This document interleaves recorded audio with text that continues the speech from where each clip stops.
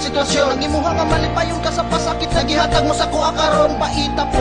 Abi ko ba nga matarong ka sa tanan na butang. Ipaasa mo lang day ang gugma ko og sa laing kagiuban sa unsay hinungdan. Nga gihatag ko naman kanimo at tanan. Kulang pa ba ang mga pagsakripisyo para imo kong pasakitan? Pagkasakit sa dughan og wala ko damha.